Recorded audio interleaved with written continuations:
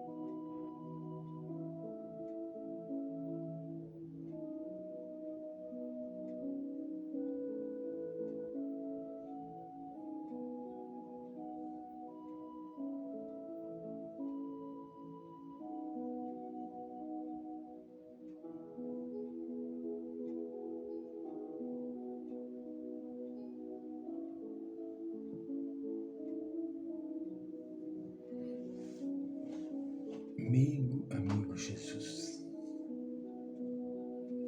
uma boa noite a todos novamente. Como nós estamos sequentemente fazendo estudo, desejo a todos os que estão chegando agora e aqueles que já permanecem conosco acompanhando a sequência desses vídeos.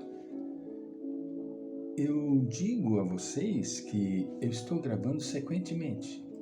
Cada faceta da mensagem estou gravando sequentemente.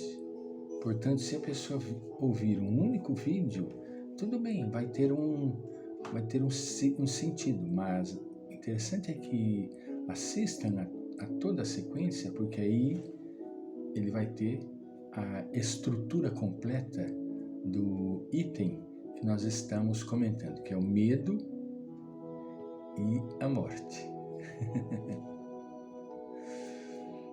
Joana foi clara e profunda ao dizer dos fatores que interferem no desenvolvimento do medo. Até no processo da vida intrauterina, onde a criança, o feto em desenvolvimento, nos processos mitóticos e meióticos, né? Eles, principalmente os meióticos, ele fica, ao sair daquele ambiente aconchegante, e é colocado para fora, naquela sala. Hoje existem os partos humanitários, onde o bebezinho é colocado sobre o tórax da mãe, sobre os seios da mãe, na luz muito mais fraca. Antes, na minha época, era aquela daquela luz grande, cirúrgica, que, coitada. Quer dizer, preste atenção, eu não lembro disso, mas naquela época era isso que tinha na sala de parto. Hoje é desenvolvido um parto mais consciente, né? Um parto mais raciocinado, mais humano, né? Então, o medo, ele vem desde esta época, né? Mas ela continua com a sua mensagem assim dizendo, olha que interessante: podem-se assinalar outros fatores, quais os de natureza psicogênica, como de caráter preponderante na formação patológica dos comportamentos fóbicos. O medo é um comportamento fóbico, é uma fobia, né? É um leque de manifestações interessantes. Medo de entrar num supermercado. Medo de altura. Vou citar um exemplo muito interessante e particular. Eu não aguentava ir numa sacada de um edifício. Meu irmão gêmeo mora num edifício, no seu décimo para lá andar, e eu não tinha aquele interesse de ir na beira da sacada. Eu ficava meio tenso, né? E isso, pelo recurso da meditação, eu fui me autoanalisando. Olha que interessante. Eu fui me autoanalisando. Por que será que eu tenho esse medo de altura? Trepava em mangueira, trepava em jabuticabeira, trepo em cima da casa, né, com certa precaução, com cuidado, né, pela idade, não tenho mais habilidade. Mas mesmo assim, quando chegava a ter que subir num lugar alto, já vinha aquele coisinha lá do inconsciente coletivo que eu não sabia o que era. Aí eu fui, através da meditação, buscando o meu íntimo. Encontrei a causa. E vou contar para vocês. Quando nós morávamos em São Paulo, como eu disse, eu sou gêmeo, nós dois, eu e meu irmão Vicente, morávamos num apartamentozinho, né, em cima de uma loja. Subimos a escada no primeiro andar. Por sinal, uma casa muito agradável, um apartamento muito agradável, amplo, né, com uma sacada.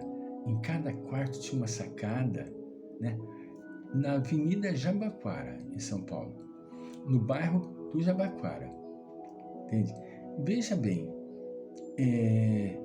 vira e mexe, tocava a campainha, minha mãe não precisava descer, ela abria a porta e falava, o que precisa? Porque, veja bem, eu tenho 70 anos, 72 anos, lá nos meus 4 anos, isso faz o quê? Faz 60 e tantos anos, né? Então, olha que interessante, a pessoa chegava, dona, vai olhar lá na sacada da senhora, que tem um menino, olha, que tem um menino trepado na sacada com as pernas para o lado de fora. Era eu.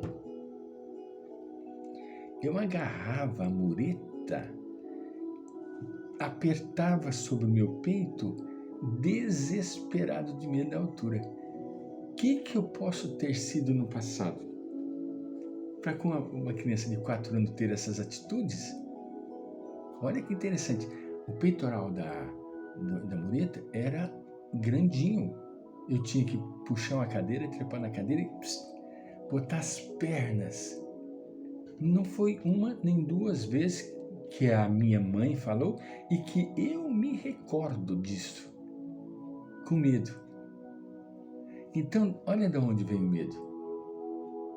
Da infância, quando não são outras situações que a pessoa esquece, às vezes esquece.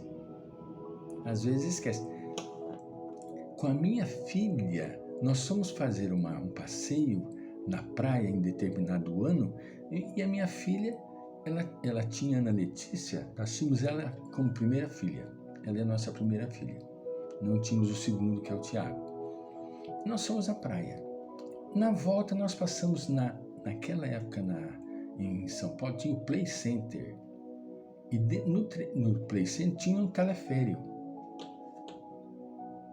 que era uma cadeirinha preso num cabo de aço e que passava pelo Play Center, subia aqui e passava pelo Play Center todo naquela cadeirinha, uma volta. E a minha filha, desejosa, quis. Eu não poderia deixá-la ir, porque ela tinha nada mais, nada menos do que os seus 7 aninhos. Aí fui eu e ela na cadeirinha, minha esposa não quis ir. Sentei eu e ela. Abracei ela assim, puxei a cordinha. Gente, que loucura! Não faria hoje nunca. Um ferrinho passava assim na frente. Se a pessoa tem um deslize, ela cai daquilo ali com a maior facilidade. Quando esse bendito teleférico parou no topo e o banquinho fez assim. Aí a minha filha chegou e falou: papai, por que o senhor está me apertando tanto? O senhor está me apertando. Medo. Não tive coragem de falar para ela que era medo. Papai, o senhor está me apertando muito, papai. Eu estava apertando a menina de medo, de pavor. O banquinho fez assim. Entendem? Na nossa infância nós trazemos essas marcas. Quando essas marcas são bem trabalhadas, louvado seja, nós nos libertamos destas fobias, né? Dessas neuroses. Mas quando não é trabalhada, leva para longe e para longos e longos anos. Muito bem. Ela ainda continua. Nós vamos continuar falando um pouquinho sobre isso, sobre essa experiência vivida pessoalmente, porque nós temos que ter referências. A gente trabalha as limitações quando você identifica as identificações. Se você não identifica as limitações, como que você vai trabalhar? Por isso que é fundamental que você faça o autoconhecimento. Busque se autoconhecer. Né? Eu tive a felicidade de me dedicar bastante na meditação. A meditação, o recolhimento interior, a busca interior, o relaxamento, a viagem mental, né? E identificar com os meus pontos nevrálgicos. Para quê? Para poder melhor trabalhar e me libertar destes quadros fóbicos. Né? Quadros fóbicos. Nós vamos voltar.